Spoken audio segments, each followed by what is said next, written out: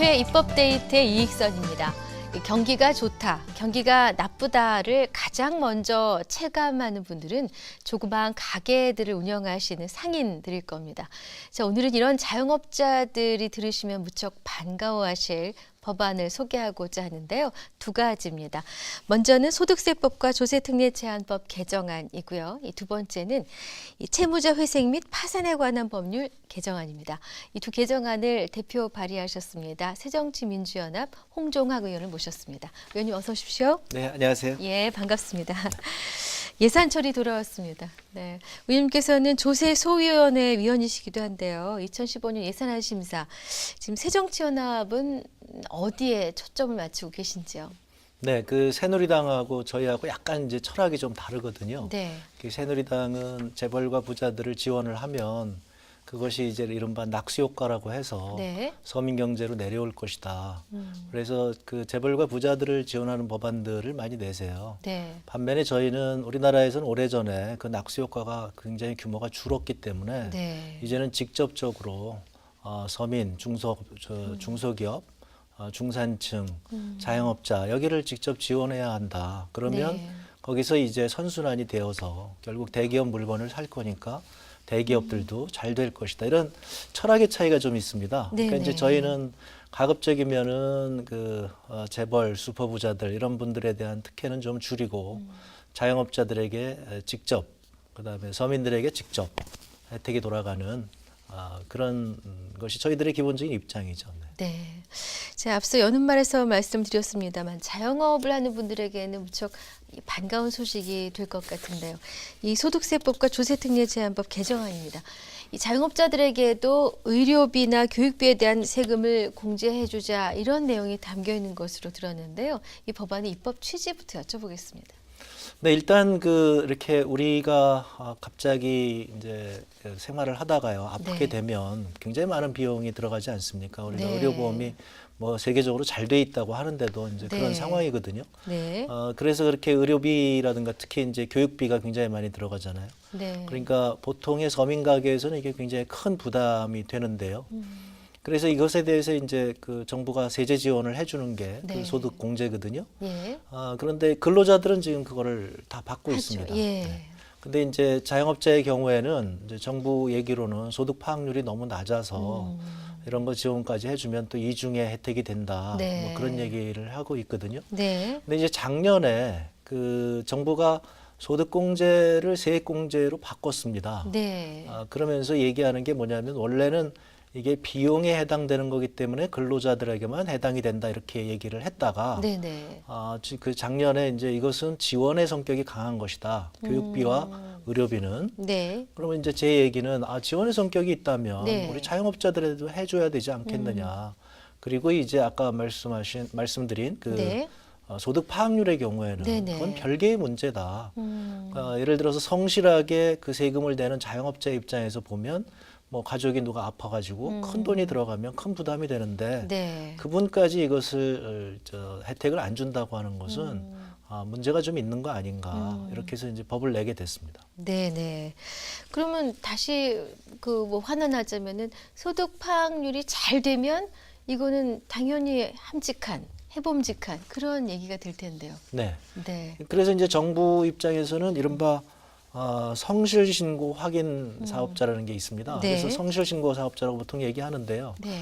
그러니까 이제 세금을 잘 낸다고 이를테면 이제 국세청이 인증을 해주는 거죠. 네. 그렇게 해서 인증을 해주는 이분들은 이제 소득 파악률이 굉장히 높으니까 네. 지금 말씀하신 대로 네. 해주자. 그런데 다른 분들은 조금 아직 믿기 어려우니 네. 좀 이제 줄이자 이런 얘기거든요. 근데 네. 저는 소득 파악률을 높이는 거는 또 다른 것이고요. 그걸 하기 위해서 예를 들면 우리 신용카드 활성화 정책도 취했고요. 예. 영수증 이제 꼭 의무 발급제 이런 거 하고 있잖아요. 네네. 그리고 저는 이제 국세청에다가 그런 걸 계속 요구를 하고 있습니다. 미국처럼 과학적으로 좀 아하. 그런 탈루율을 줄이는 노력을 예. 해라. 그것과 이것은 별개 아닌가. 아. 예, 그래서 자영업자들, 그러니까 우리가 국민들을 성실하다고 전제를 해야 되는 거 아닌가.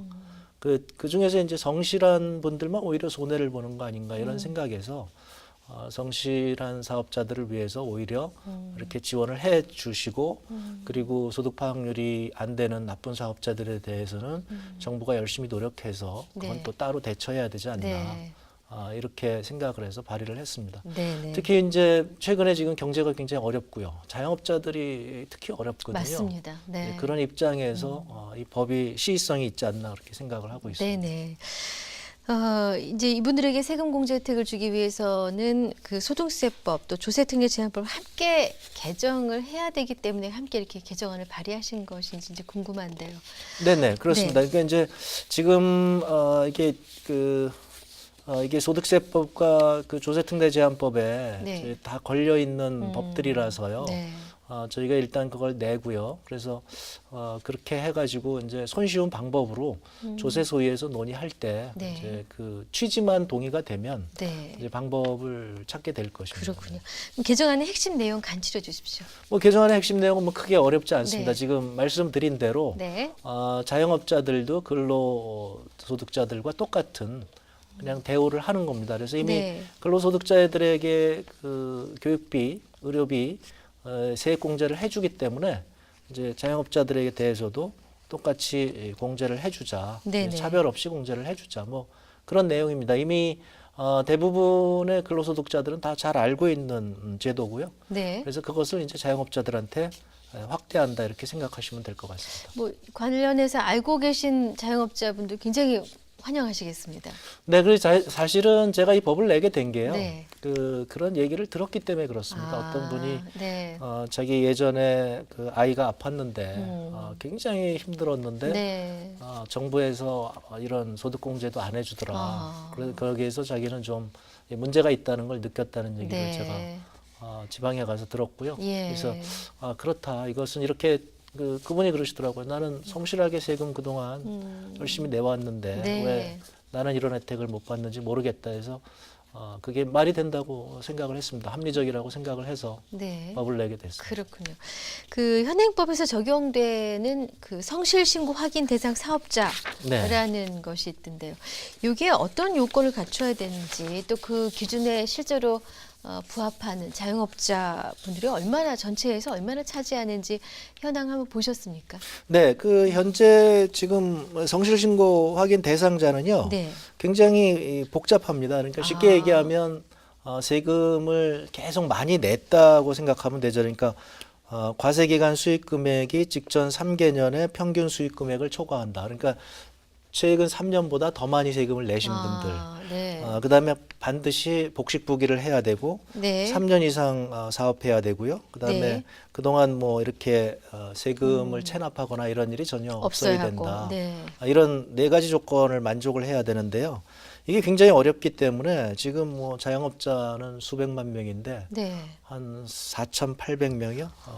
정확하게는 4,872명만 작년에 뭐 혜택을 받았다고 합니다. 그렇군요. 뭐 사실은 자영업자들 중에 상당 이제 분들은 네. 상당수의 분들은 세금을 안 내시는 분들이 많아요. 그러니까 이제 소득이 제대로 안 돼서 들어오니까. 네. 예. 그렇기 때문에 사실은 이런 혜택을 이제 못 받게 되지만 네. 세금을 내시는 분들 중에서는 그래도 너무 작다고 생각을 한 거죠. 그렇군요.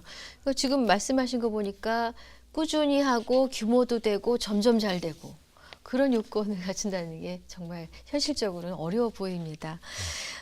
그러면 이제 앞으로 현행법이 개정이 돼서 혜택을 받는 자영업자분들이 늘어나시게 되겠죠. 어느 정도나 이 범위가 확충될지에 대해서도 살펴보셨을 것 같고 이분들이 혜택을 받기 위해서 어떤 절차를 밟아야 할까요? 그래서 저희가 지금 예상을 하기로는요. 의료비는 한 30만 명, 30만 명. 교육비는 한 27만 명. 그래서 대개 네. 한 25만에서 30만 정도가 대상이 아닐까 싶고요. 왜냐하면 이분들이 이제 아까 말씀드렸다시피 상당히 많은 분들이 기본적인 세금을 안 내시고 있기 때문에 네. 이건 이제 세액 공제가 되니까요. 그러면 이제 혜택을 못 받으시는 거죠. 그러니까 네네. 어느 정도 세금을 내시는 분들이 한테 세금을 깎아주는 게 되죠. 네. 그러니까 이제 그 정도 되고요. 그래서 1인당 세액 공제액은 얼핏 저희가 생각을 해봤는데 네. 의료비 같은 경우에는 한 31만 원, 그다음에 네. 교육비 같은 경우에는 한 47만 원 정도 네. 뭐 이렇게 추정을 하고 있습니다. 근데 뭐 이건 평균이고요. 아무래도 이제 많이 받으시는 분은 많이 받으시기 때문에 네네. 소득이 적으신 분은 뭐 그렇게까지는 아마 못 받으실 거고요. 또 그래도 둘 중에 하나만 받으시는 분들도 있고 두 가지를 다 받으셔야 되는 분들도 계시겠군요. 그렇습니다. 그러니까 아무래도 이제 교육비는 의료비는 이제 뭐 그 아플 때만 받는 거니까요. 네. 그러니까 이제 교육비의 경우가 아무래도 그 좀 더 클 거라고 생각이 들고요. 네네. 그래서 이제 그 경우에 액수는 의료비보다는 좀 더 크고 그래서 네. 평균적으로 저희가 한 47만 원 정도 생각을 하고 있습니다. 그래서 네. 대개 한 예를 들면 한 8천만 원 정도 버시는 분이면 한 50만 원 정도, 58만 원 뭐 이 정도를 받으실 수 있지 않을까. 그렇군요. 네. 네네. 그러면 혜택을 받기 위해서 어떤 인증 절차를 밟아야 될까요? 뭐 이건 따로 이제 아까 말씀드린 성실 사업자의 경우에는 인증 절차를 밟아야 되지만 네네. 저는 제가 말씀드리는 것은 이건 일반 자영업자로 확대를 하는 거기 때문에 네네. 확대를 하고 신청하면 나면 누구나 네. 따로 인증을 받을 필요는 없고요. 세금을 내시는 분에 한해서요. 그렇죠. 네, 이제 적게라도. 계산해 봐서 네네. 세금 낼 게 있으면 아. 거기에 대해서 이제 세액 공제를 해드리는 건데 네네. 현재 지금 우리 시스템이 굉장히 잘 돼 있습니다. 그러니까 병원 가시게 되면 네. 의료비 낸 게 다 지금 전산에 나오죠. 기록되거든요. 그렇죠. 교육비도 그렇고. 예, 예. 그러니까 이제 연말에 그거 받으셔서 그러니까 이제 자영업자니까 이제 종합소득세 신고할 때 아마 그렇죠. 이제 5월 31일 날 하시게 예. 될 텐데요. 그때 이제 국세청에 가면 자료가 있을 거고요. 네. 그 자료 갖다가 이제 제출을 하시면 될 겁니다. 네네. 이 소득세법과 조세특례 제한법이 시행될 경우에 어떤 긍정적인 효과를 기대하시는지 이 비전도 다 파악을 해보셨겠죠? 뭐 저희는 네. 무엇보다도 지금 굉장히 어려운 아까 말씀드린 어려운 자영업자들에게 큰 희망이. 희망을 줄 수 있으리라고 생각을 하고요. 네네. 아까 말씀드린 대로 이런 이제 자영업자들에게 좀 이렇게 그 활성화되면 그래서 조금 더 나아지시게 되면 그래서 이제 저희가 생각하기에는 이분들한테 이런 혜택을 드려도 이게 또 뭐 장사하는데 다 쓰시지 뭐 뭐 개인적으로 쓸 가능성은 별로 없을 것 같아요. 요즘 네. 경제가 너무 어려워서. 예. 그러니까 오히려 이제 이런 것들이 경제 활성화에 도움이 된다. 그러니까 개인들에게도 희망이 되고 전체 경제에도 도움이 된다. 저희는 그렇게 기대를 하고 있는 거죠. 네. 그럼 법안 처리 전망도 밝게 보십니까? 그건 잘 모르겠어요. 그러니까 이제 정부 쪽에서는 네. 아직도 그 말씀드린 대로 네. 약간 이게 좀 그 자영업자 소득 파악 문제가 있는데 이거부터 하는 것이 좀 문제가 있지 않는가. 네. 이런 게 기본적인 정부의 입장이고요. 네. 아까 말씀드린 대로 저는 그래도 혜택 먼저 주고 그다음에 소득 파악률 높이는 것은 뭐 그동안 정부가 그런 노력을 많이 해왔거든요. 네. 그거 계속 하면 되지 않겠느냐. 네. 그렇게 한번 이제 그 얘기를 설득을 해보려고 합니다. 그렇군요. 자, 이제 또 이달 초에 발의하신 또 다른 개정안을 살펴볼 텐데요. 채무자 회생 및 파산에 관한 법률 일부 개정안입니다. 실패한 창업자 뭐 포함해서 이제 그런 기업인들의 회생을 돕기 위한 그런 법안으로 알고 있습니다. 일명 창업자 패자 부활전법 이렇게 불리던데 맞습니까? 네, 맞습니다. 네네. 네. 이 개정안 어떻게 내게 되셨습니까? 이제 그 사실 정부에서 이제 창조 경제를 굉장히 강조하고 있지 않습니까? 네. 그래서 이제 저희 국회 창조 경제 활성화 특위라는 게 만들어졌거든요. 제가 네. 거기 새정치민주연합의 간사를 맡고 있습니다. 네. 근데 뭐 사실 정부 여당에서 창조 경제를 얘기했지만 저는 오래전부터 뭐 그런 얘기를 저희가 해왔고요. 근데 이제 정부 쪽에서는 그 창조 경제를 얘기하면서 상대적으로 이쪽 부분은 조금 약간 뭐라 그럴까요? 좀 간과하고 있는 것 같아요. 네. 뭐 간과한다고까지는 아니고 그러니까 중요도에서 알고는 있는데 밀리나요? 중요성에서 좀 크게 뭐 이렇게 생각을 안 하시는 것 네네. 같더라고요. 근데 이제 가장 중요한 게 예를 들면 미국의 실리콘밸리 같은 경우에는 9번 실패하고 10번째 성공한 사람들이 많다. 뭐 이런 얘기들이 많지 않습니까? 예, 그러니까 예. 거기는 뭐 그냥 끊임없이 이렇게 실패해도 다시 도전할 수 있으니까 사람들이 끊임없이 이렇게 그 도전을 하는 거거든요. 네. 근데 우리나라의 경우에는 지금 예를 들어서 누가 벤처 기업을 했다. 그래서 이제 잘 안 되시는 경우가 사실은 벤처 기업은 10중 8구가 안 되는 게 이게 그 정상이거든요. 근데 그런 경우에 우리나라의 경우에는 자식들 학교를 보낼 수 없는 이런 상황이 돼버리죠. 네. 집에는 뭐 다 뭐 차압이 붙고 막 이렇게 네. 되니까요. 그러니까 정상적인 생활을 할 수가 없습니다. 그래서 뭐 정부에서도 그동안 이제 이런 것들 때문에 갭채무자 회생 및 파산에 관한 법률을 점차 완화해 온 것은 틀림없이 맞습니다. 네. 근데 제 얘기는 네. 창조 경제를 활성화하려면 이것을 훨씬 더 그 회생하기 쉽게끔 해야 되지 않겠느냐. 이제 그렇게 저희가 생각을 한 거고요. 네. 그런 의미에서 이제 저희가 생각할 때는 이제 중국 같은 경우에 보면 말이죠. 이게 네. 굉장히 중요한 문제인데요. 최근에 중국에서 굉장히 유명한 기업들이 지금 나오지 네, 않습니까? 그렇습니다. 뭐 알리바바라고 하는 네, 기업이 뭐 엄청나게 지금 뉴욕 시장에 상장을 해서 네. 페이스북보다도 시가총액이 많다 이렇게 네, 돼 있고요. 네. 또 샤오미라고 하는 기업이 있습니다. 이게 네. 이제 삼성전자를 앞질렀다 해서 네. 국내에서도 이제 화제가 됐던 기업인데요. 이 기업들이 굉장히 샤오미 같은 회사는 굉장히 조그만 회사고요. 두 기업 다 네. 1999년, 2000년도에 네. 만들어진 회사입니다. 그러니까 15년이 채 안 된 회사들이 네. 지금 이렇게 세계적인 기업이 됐거든요. 네. 근데 우리 주위를 둘러보시면 지금 우리 주위에는 그렇게 10여 년 전에 만들어져서 이렇게 세계적인 기업이 된 데가 없습니다, 사실. 뭐 다음 카카오 정도가 아마 유일할 건데요. 뭐 네. 아직 세계적인 기업은 아니고요. 네. 그러니까 그런 상황을 보면 우리가 이 창조 경제를 활성화하기 위해서는 아주 특단의 대책이 필요한 것이 아닌가. 그러니까 정부에서도 점진적으로 그렇게 가고는 있는데 네. 그게 아니라 좀 이렇게 우리 전하진 의원님 저희 이제 여당 간사신데 네네. 이게 퀀텀 점프라고 얘기를 하시던데 퀀텀 립 뭐 이렇게 얘기를 하시던데 그런 것을 위해서 이 법을 좀 정부보다 네. 조금 더 빠르게 조금 네. 더 세게 가는 법안을 제출을 그렇군요. 했습니다. 핵심 내용 어떤 겁니까?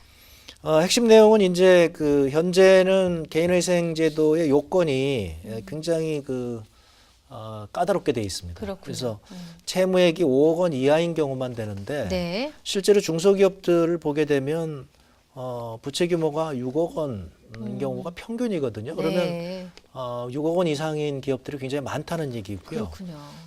그러면 이제 상당수의 기업들이 회생하기 좀 어렵다는 얘기죠. 네. 그러니까 이게 예전에는 이제 뭐라 그럴까 이걸 악용하는 사람들 때문에 이랬는데 지금에서 보면 이제 기업의 규모가 상당히 커졌기 때문에 네.